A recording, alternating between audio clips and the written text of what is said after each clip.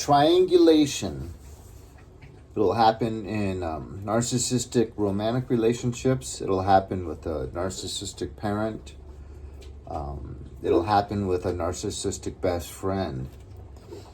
Believe it or not, just like narcissists aren't always terribly smart. Kind of like demons, it's like they use a playbook.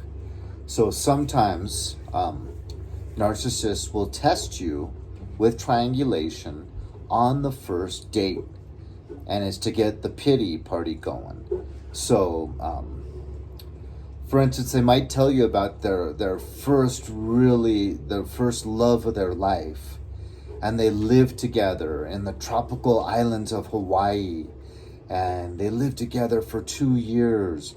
But then this person, when they tried to break up because things just weren't working, he was really controlling. He went ballistic, and he ended up having to get arrested a couple. You don't go ballistic when you break up, do you? Things like that. So then for that, and then you're like, well, wait a second, but you got married after that. You have 3 kids from your ex-husband. Well, yes, but this was the true love of my life. It was the true love of your life. Why didn't you stay together? And it's like the first date, it's just like messing with your head already. But then, like, if that girl becomes a relationship, you're always thinking about, God, she was 22 to 24, living with this guy in the islands. She was in her bikini all the time. It was the love of her life. So already you're always going to be kind of triangulated with that boyfriend that's now a ghost. But in the back of your head, you've got these little images planted, A triangulation might be sharing with you while you're dating a girl that, show you pictures of the ex-boyfriend and then say, oh my God, he had it's kind of embarrassing, but he had 9 inches. You're like, 9-inch what? And then for the rest of that relationship, you're thinking, wow, this guy was 3 inches bigger than me, or something like that.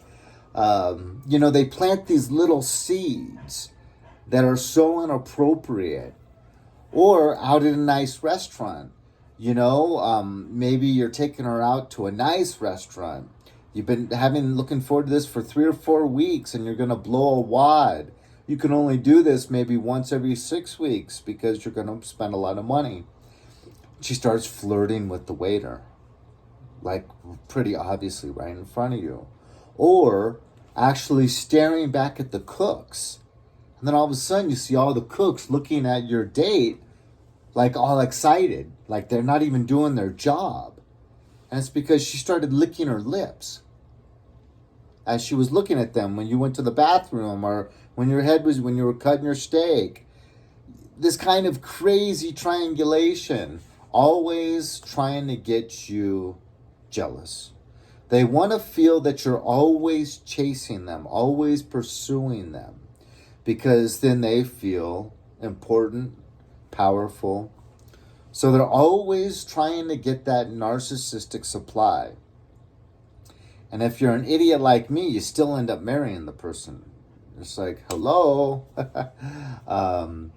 Family, like let's say you have a covert narcissistic mother, she's going to be triangulating you against other family members. And even as young as 3 years old, you might already be getting triangulated against your father by your covert narcissistic mother, and grow up your whole life wondering why your dad just hates your guts. And it was done on purpose. And then when that father passes away because he was played with so much, became an alcoholic, and died from cirrhosis of the liver, then all of a sudden the brother gets triangulated against you. Maybe this was a really, really close relationship, and now this brother completely switches up on you and is all about abusing you.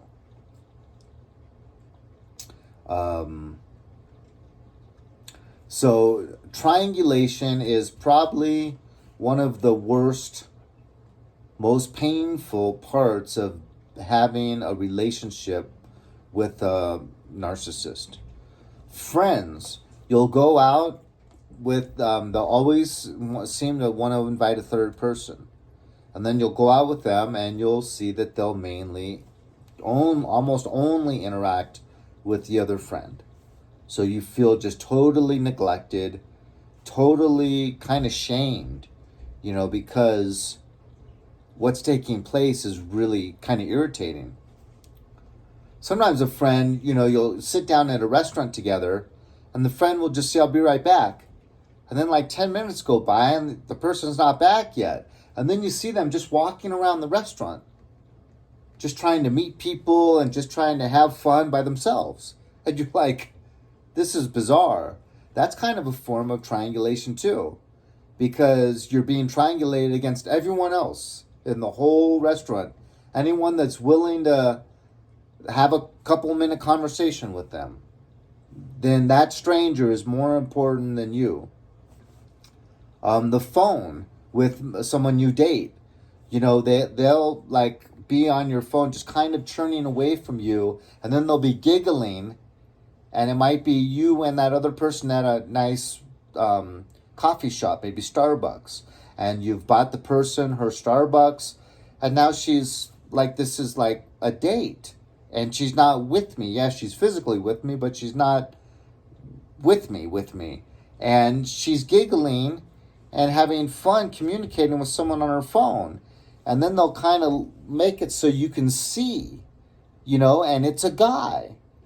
And they're testing the waters. They want to see, can I get a rise out of you? And deep down inside, that's what they want. They want to see you get a little bit angry, get a little bit upset about that. So, this triangulation is pretty much the most hurtful tactic they use.